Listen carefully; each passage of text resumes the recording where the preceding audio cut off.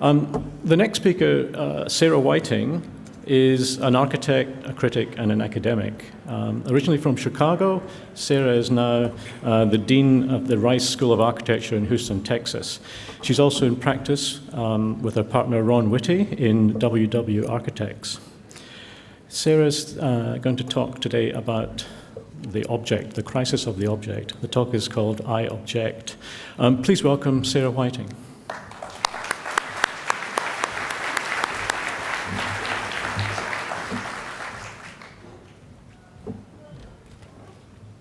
Wow, there are a lot of you out there. I'll move these talks so I don't give someone else's talk. It's a pleasure to be here, and I want to thank the organizers who have run this very well, especially Tina and John, and also Charles for being my minder. I also want to give a thanks to Mike Austin and Jill Mathewson, two dear friends from New Zealand who have introduced me to this country. This is the third time I'm here, and have really let me see parts of it that I don't think I would get to see on my own. So it's wonderful to be back here. So I'll give you the setup of this talk, which is quite simple. I'm going to lay out a situation that I see in architecture today, in architecture culture today, that concerns me. And that will be a red text. It'll be a little didactic, and that'll be me playing kind of dean, historian, writer. And then I'm going to shift to talking about our work. So there'll be more pictures. There'll be pictures in the first part, but there'll be pictures of work for projects in the end. So if you're bored with the discourse at the beginning, just hang on. There will be projects at the end. So the talk is really quite simple.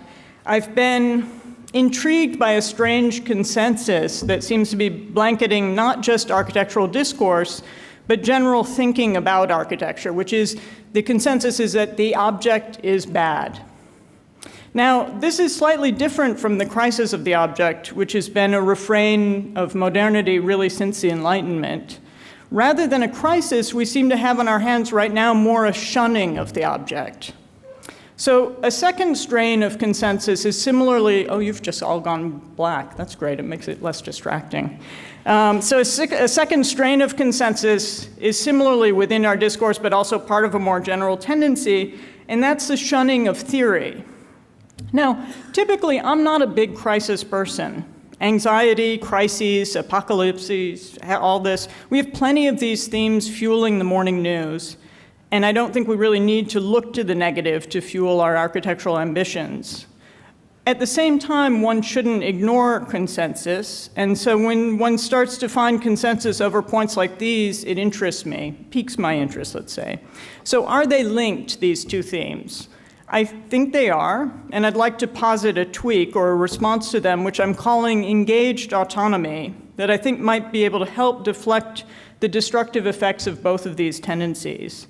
Engaged autonomy is a way of reading architecture. It's also a form of practice itself. So we're at a critical moment for architectural thinking, both for schools and for practice.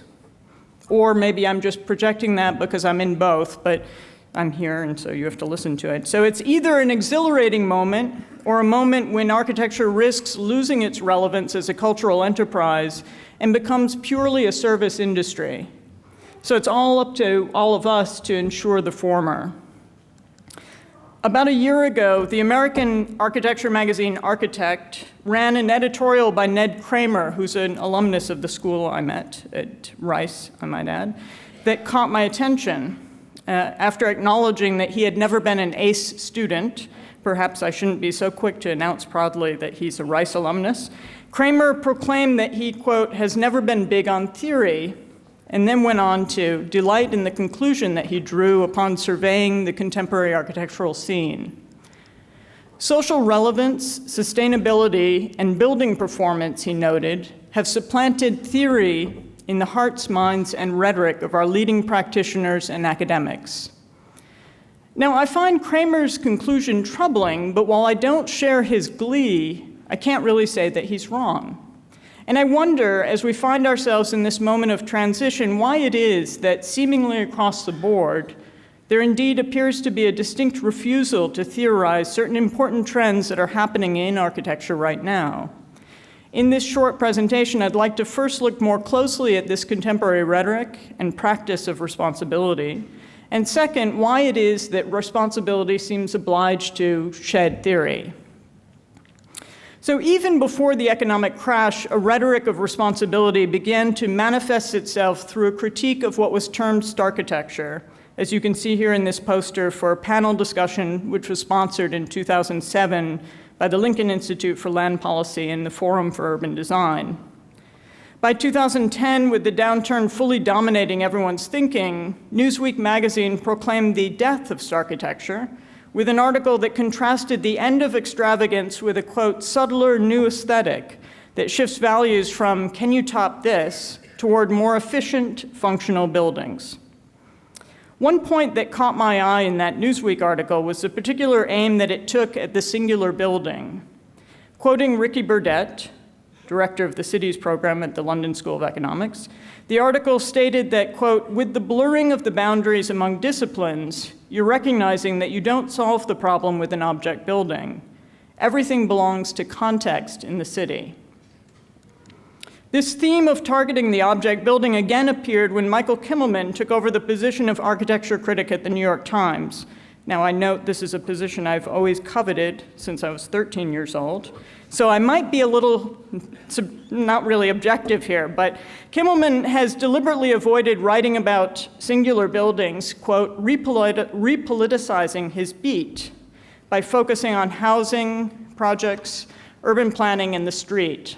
As he explained, quote, I spent 20 years as an art critic writing about sculpture and artists. I get it. To talk about a building as if it were a sculpture is a legitimate way of seeing it, but it's also an impoverishment of the various things that have gone into thinking about that building and to the life of the building and of the people who use it. Now, this is the architecture critic for the New York Times talking as if architecture's aesthetics were identical to those of sculpture, first of all, and further, as if it were impossible to talk simultaneously about a building's aesthetics and its life within. A final example is quite fresh and hits especially close to home. Ron Whitty and I, in other words, WW, have a project in a small show that just closed at the Chicago Art Institute called Chicagoisms. Our model, which is displayed in the section entitled Optimism Trumps Planning, which I think is a great title, was for a single building that fills its entire block, but that through its geometry creates relationships both within the building and from the building to its surroundings. We were given only 150 words to explain our project, so we used that short space to argue that the object can and should be a generator. So you can see where the title of my talk comes from. So in his review of the exhibition, Chicago Tribune architecture critic Blair Kamen called out only 3 projects, including ours. That's nice, except that he called it out with condemnation. Quote, other models, like I Object, by Ron Whitty and Sarah Whiting of Houston, provoke with their arrogant defense of buildings as objects, bereft of concern for the urban environment or for saving energy. Now, it's telling that Kamen felt utterly comfortable concluding that our attention to the object meant that we had an utter disregard for the environment. These are only few among countless examples of contemporary jabs at architecture's objecthood. All associate singularity with sculpture, iconicity, in short, with starchitecture. All equate objecthood with social, environmental, and civic irresponsibility. Responsibility, or moral obligation, as Libby referred to it this morning, on the other hand, is equated with anything but the object. Responsibility is about relations, origins, use, life, and context. This tight binary between objecthood and responsibility leaves practitioners and critics alike very little running room. A general consensus has slowly but decidedly emerged that a focus on the building, on its objecthood, and certainly on form, is simply irresponsible and therefore taboo. This context-object opposition has led to the curious situation whereby architects and students try to design architecture without designing a building. Here, for example, you have the results of a studio from a school in Manhattan To retain anonymity, let's just say it's a school at 116th Street. It's a proposal for an aquaponic system for producing food on a waterfront site in Queens. But as you can see from the boards, these are the final boards for the presentation, the study of the production of omega-3 fatty acid-rich foods dominated the student semester's work. As for the building, well, here you see it. There's not much there. There's more on the boards detailing the fish story than detailing any architectural ambition. Now, we know that architecture is a generalist discipline, but if we don't teach students how to design architecture, who will? There are plenty of scientists in the world who know the details of aquaponic farming. Our job is to work with them rather than to try and become them, and to try and work with them through design.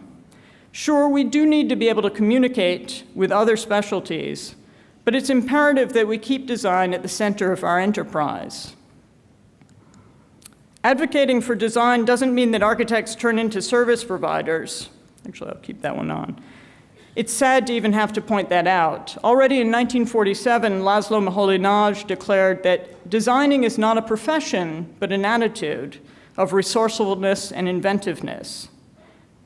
Now, the act of design can be understood in many ways, but basically, it's the construction of a representation, drawn or modeled, to figure out and to represent the form and program of an object. And here, object can mean anything from the scale of clothing or furniture to a city.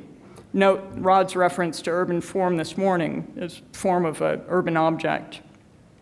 In short, as design historian John Heskett has noted, only somewhat facetiously, design is to design a design to produce a design. Design, in short, is what we do that other fields don't do. We have to take care that we don't start taking that for granted. Of course, this isn't the first time that architecture culture has focused its attention on that which isn't architecture.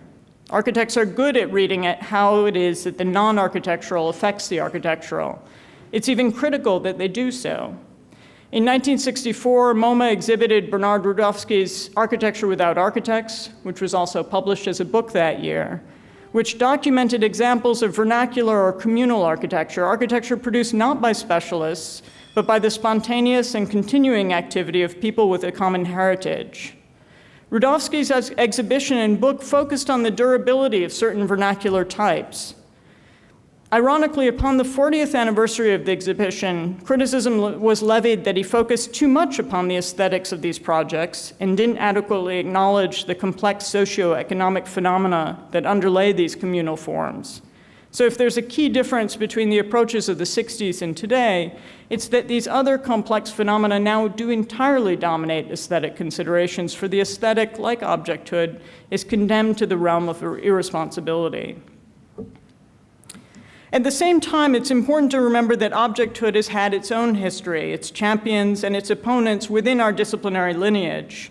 In 1967, art critic and historian Michael Fried published his explosive criticism of minimalism, the short essay Art and Objecthood, which pitted a formal understanding of an artwork against its reading as an artwork in a broader context.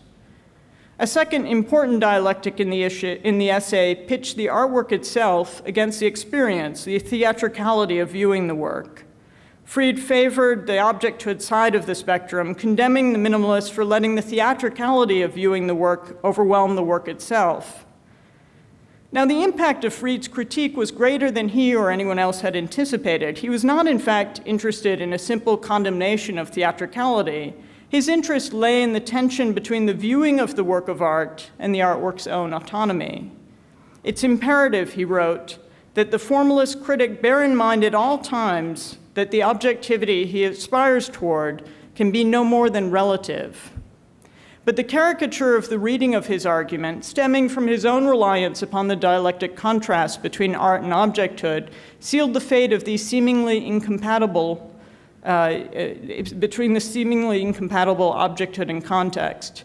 So this is one big warning, which is that binaries are a problem. And I think actually this has been a theme already in the conference. I think Sue's talk last night dissolved boundaries in a very beautiful way. But let's return to the issue of the object today. So if for Manfredo Tafuri in 1968, the crisis of the object was tied to the eclipse of history, today it's instead tied to the eclipse of theory.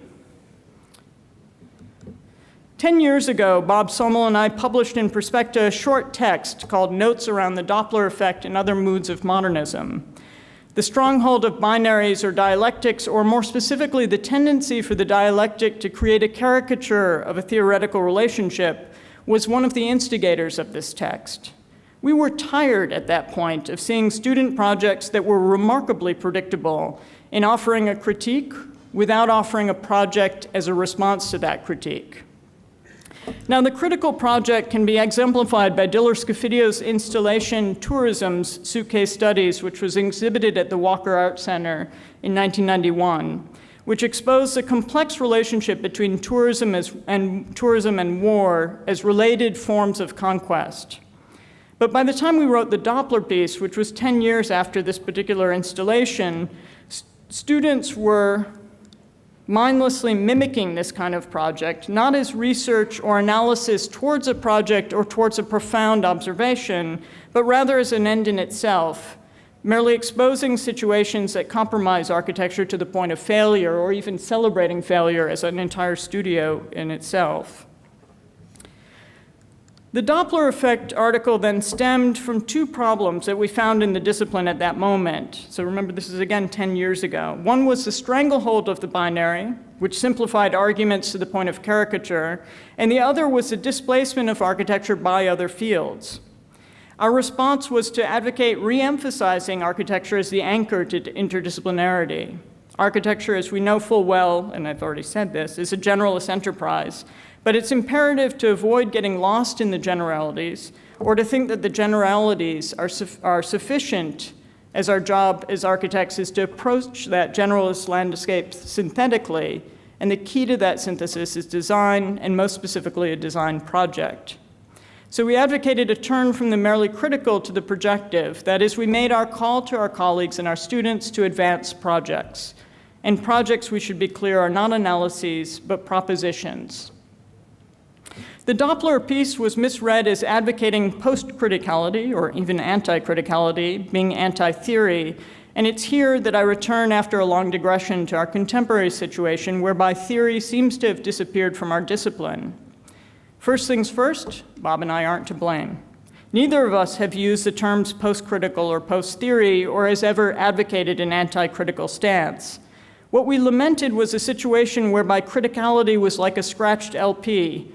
That's a reference that's probably way out of date. Like a scratched LP that kept repeating the same chord over and over again.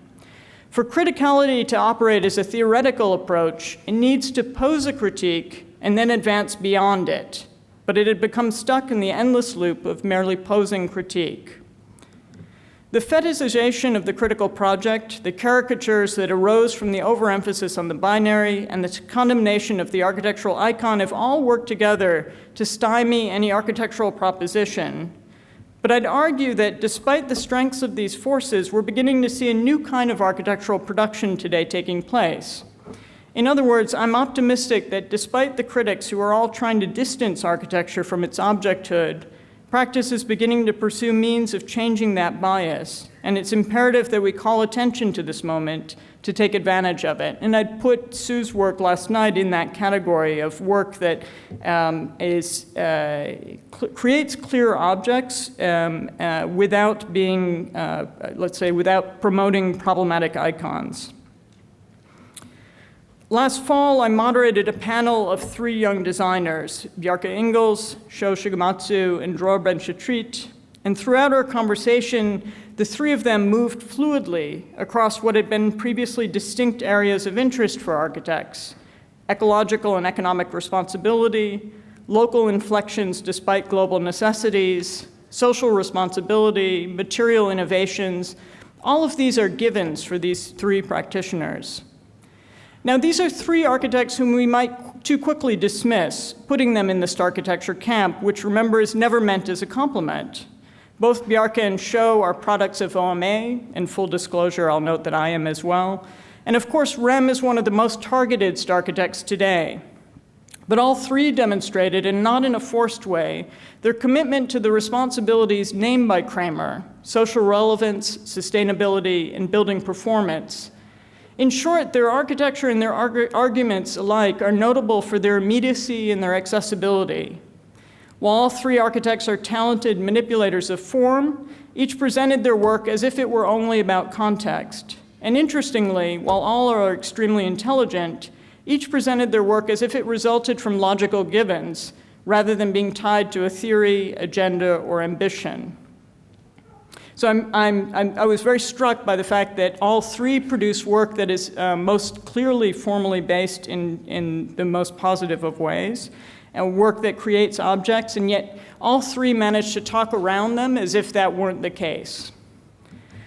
So is it really no longer possible to articulate an ambition for architecture that's at once relevant or accessible, like the arguments of Schob, Bjarke, and Dror, but that also advances a discourse within our own field? Trained as an architect, the cultural theorist Siegfried Kracauer served as a Berlin correspondent for the Frankfurter Zeitung throughout the 1920s, writing cultural criticism that made people read the world around them in visual ways that weren't possible without him. Lobbies, dancers, and even detective stories became, through his observations, formally legible and culturally significant. And in so doing, Kracauer opened a broader public to an awareness that the world around them impacted them in unimaginable ways. Have we, and by we I mean architects as well as architectural writers, given up on articulating directions for architecture? And by architecture, I mean the broad field, including urbanism, landscape history, etc.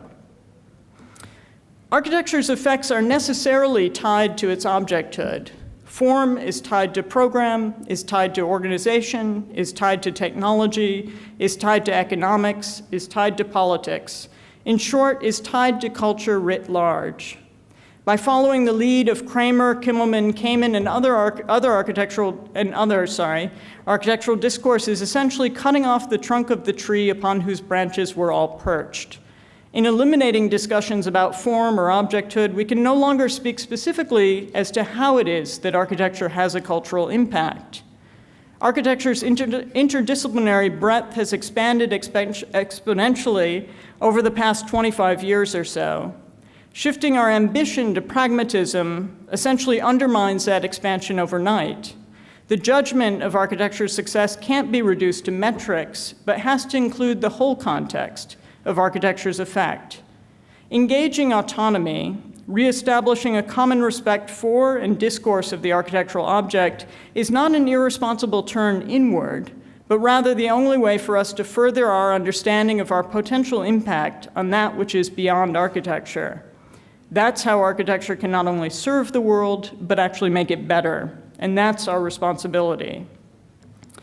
So projects that are autonomous, that is, are at once highly specific and disciplinary, engage the autonomy of our discipline in ways that are specific to architecture.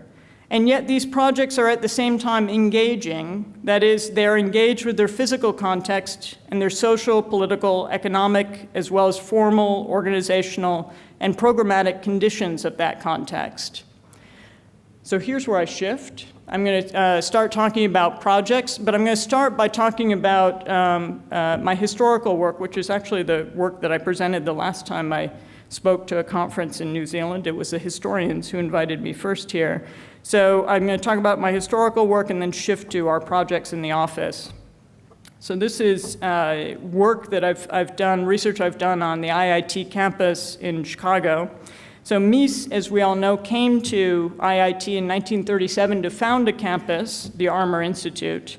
When he came, he found the campus of the Armour Institute, which essentially consisted of two buildings, which were on one edge of this campus, two brick buildings. And thanks to Mies's design, the vision of President Henry Heald, and a very powerful board of trustees, in a period from 1937 to about 1958, IIT grew to a campus of 100 acres, mainly by having the trustees purchase properties under their names so that the consolidated land grab wasn't visible. So it's a history of how one acquires 100 acres in a dense context. So IIT is often presented with this image. And it's seen as an entirely autonomous campus. So they're seen as this world that lands within a context of what was considered then to be the biggest slum in North America, which is Chicago's near South Side.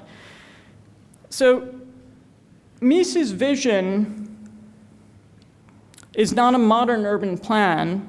The buildings are all designed as a grid, but the campus is actually much leakier than that. You can see him here with Hilbersheimer shifting the blocks around. And if you look through the archives of the project, you realize how much of it was designed using two-point perspectives.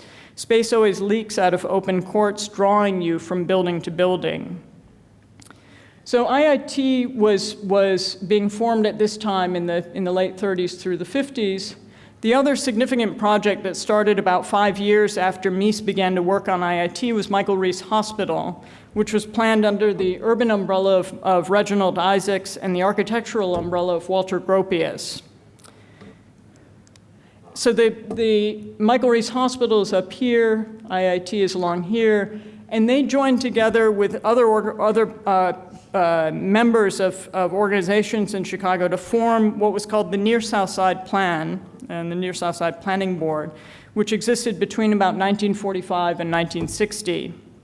And so it included church leaders, community leaders, the editor of the Chicago Defender, which was at that time the largest African-American newspaper in the country, and then business leaders from Chicago's Loop, which is just up here. So this is an area that's 7 square miles south of the Loop. And they formed this organization. You can see here that's Henry Heald, that's Mies. Heald, who's the president of IIT, has these dark circles under his eyes, so you can spot them there. It should have warned me never to become an academic administrator. I now have dark circles under my eyes all the time. I can swear it's true. But essentially, this group formed an organization which planned this part of Chicago as what I would call the first modern urban plan to be planned in the US. And again, a plan of a series of superblock campuses that one at first believes are completely autonomous, but then you realize are knit together in a network which I call a bas-relief urbanism to form one unified whole where you get, it's a little hard to read maybe, but green space that bleeds across them all, but more significantly, you get the boards of members of each of these organizations were on each of their organizations, and the economies were all interrelated. So the politics, the social levels, and the form all actually bled together to create one big tableau. And so an example, a very clear example at the urban realm of a project that operates both as let's say an object in itself, a superblock in itself, but also part of this larger engaged context. So that kind of research, let's say, is background in terms of my own writing, and then within our office, I'll show 4 projects, 2 at the urban scale, which I think reflect this attitude towards the possibility of work that can be at the urban scale, both autonomous and engaged in a larger context, and then 2 building projects. So this was a project in Changsha, China. We were asked to do a study for the facades only for 12 towers that were already under construction on 1 megablock. It's a very odd assignment. Changsha, like many booming cities in China, is a city where you have an addition of building upon building upon building, and so any new building in this context is actually illegible. In a way, it's a context where it's all icons or all objects that everything else disappears. And so you get a situation where adding a building or adding a project to Changsha is like adding water to water. It's entirely illegible. And so we decided in concentrating upon the facade, it's actually an interesting building project to consider. You realize that the facade is the transition between a building and the city, both at the level of the vertical presence, and then also its relationship to the immediate context of the plinth around it. So since these buildings were already under construction, we actually had very little wiggle room to work with. We essentially had about a foot. So you could wiggle around a structure that already existed. These 12 buildings some were residential, some were office, some were commercial. So they had a total variety of programs. And we decided that rather than make 12 very different buildings, we would actually work with a similar technique in order to create a relationship across all 12 by working with that slipped facade. And so we created a band of facade that worked across these. You can see it better here. So just by shifting the facades slightly, you could create a relationship that ran building to building without compromising the uses of these different projects.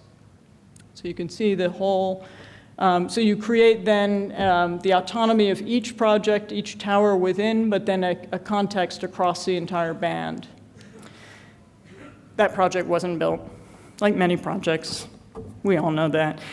This is another urban project that at a very large scale shows this strategy of engaged autonomy, offering extreme autonomy on the one hand and dependency at the same time. And this was our competition entry for the Kaohsiung Pop Music and Maritime Center in Taiwan. Now, this was a program brief that interested us a lot because pop music actually is something that operates both at the level of the singular or the individual, if you think of people with their headphones on, and also at the level of the collective, when you think of large concerts. And so our interest in the singular and the collective actually was perfectly embedded in this competition brief. So for those, well, as an aside, so we also we use competitions to research problems that interest us, and we decided to use this to research the problem of the geometry of the circle in architecture, something that seems very tyrannical in terms of how you can actually get a circle to work with a broader context. So the circle seems to be the most tyrannical of geometries. But is there a way of making the circle actually tie into a larger context? So the project was situated in a bay, so it's all artificial land that is embedded. And so you essentially create your own urban quarter, let's say, in this bay. And you can tell ours is the stuff that's yellow and circular. And so we worked with having all of the buildings in the project be circular, and then a banded landscape that tied into the context around it. Now, the circle to us was a chance to really look at the possibility of how architecture can actually operate within this geometry. And so all of these, we spent a lot of time on the plans. Like Sheila and John, we love plans. And so just figuring out different ways that a circle could operate as an architectural generator. And then tying these together with a path that connects them all into the broader landscape. And you can see this is the project as it stood.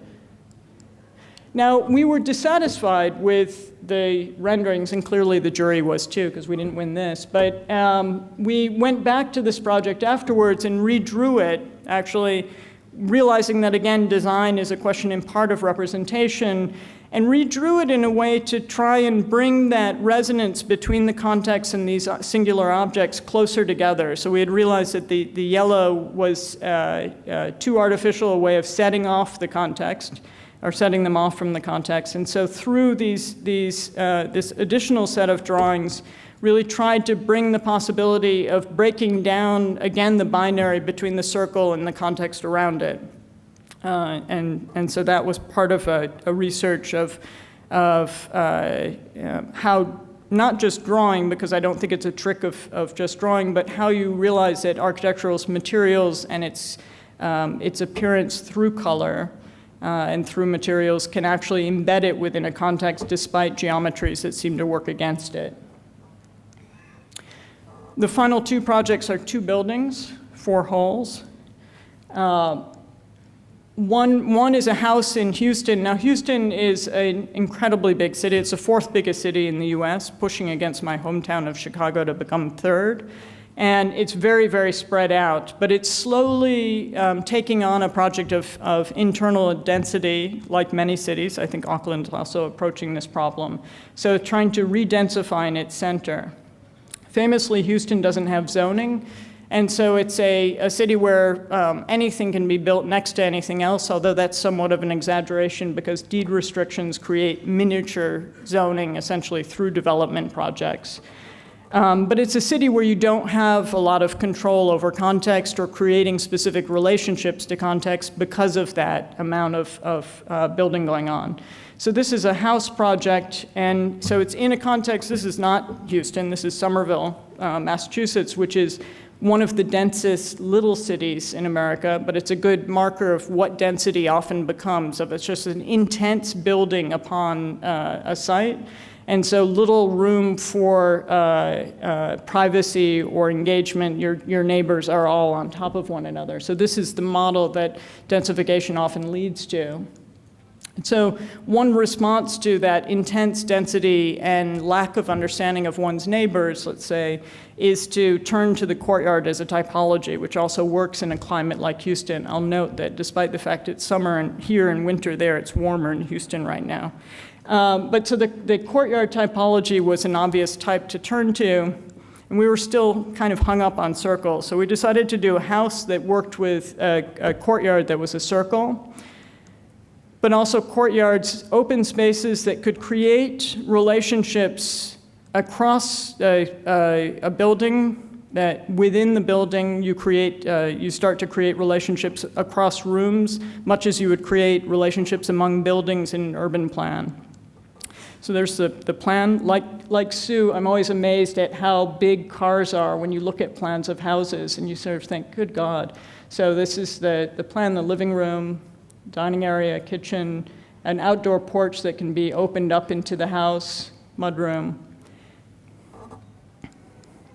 So essentially, it's a house with a hole in it and a scoop to that hole that changes direction from floor to floor. So that it ends up through that simple geometry of these cuts within the block, creates different relationships across the project. It's under construction now. It'll be brick in the end, but it's under construction. You can see here, this is the entrance into that. Coming in, because it's in the floodplain, it's quite lifted, so you're gonna have to come up. You enter in the house on the left there. That's the courtyard seen from the second floor. So through the possibility of these openings, you create relationships that are no longer on a static axial grid, but relationships that are constantly shifting according to your placement in the house. So part of what we're looking at is the relationship between the subject and the object through architecture, through understandings of perception. And that through these views, you create bigger spaces, but also real connections across rooms. Here you can see the designed connection, and then as it's being built. So the windows end up being an important instrument for creating these connections. We use windows only of 3 sizes, and you can see them deployed across the facade and within the house. And the window placement becomes an important part of the design. So in the end, even though you create a project that's a series of rooms, ultimately you're creating a space that flows across the entire block and creates a singular space. So the part of the study is trying to figure out how you create a full skin using brick when you're creating a round drum. How this whole gets done. This also, I think, I appreciate John's comments about working with your builders. They weren't too happy at the idea of round windows. And the final project returns me to the project that was on exhibit in Chicago, which, though started before the house, has ended up looking more and more like the house. So it's, again, a block with holes in it. So that's the one that was exhibited. You can see it here in the Art Institute. I'll let the slides tell this story for 30 seconds.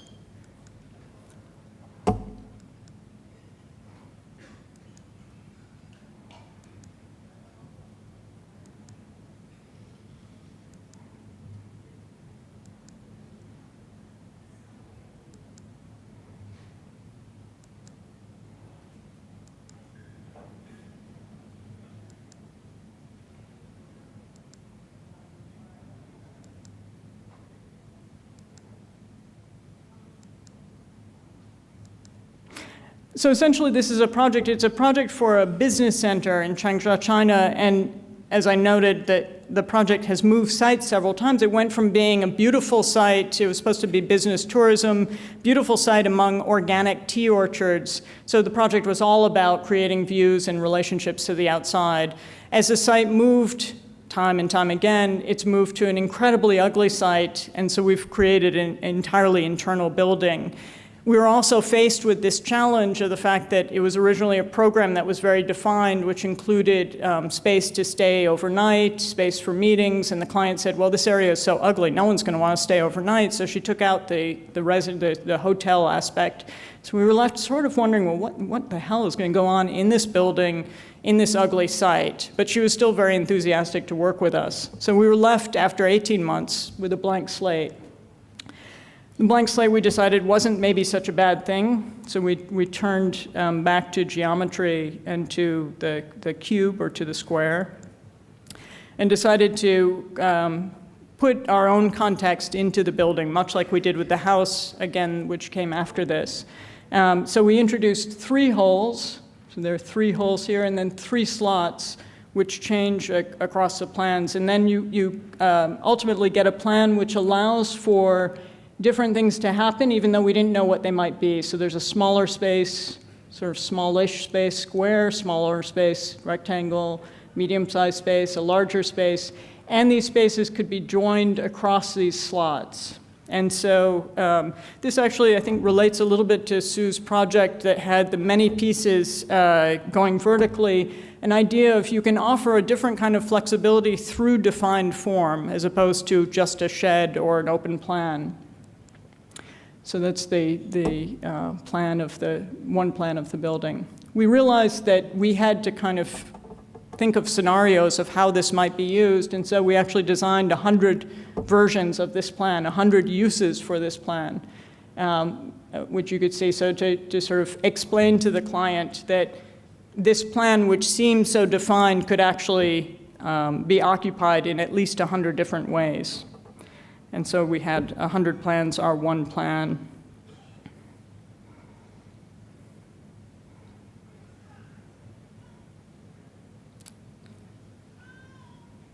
Gets a little mesmerizing.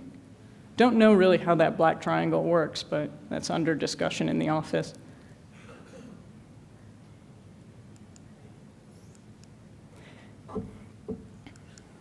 So the project has, again, like the house, creates a series of relationships across these holes which allow for views that extend the relationships. So the relationships are not just across the plan, but end up being across the building.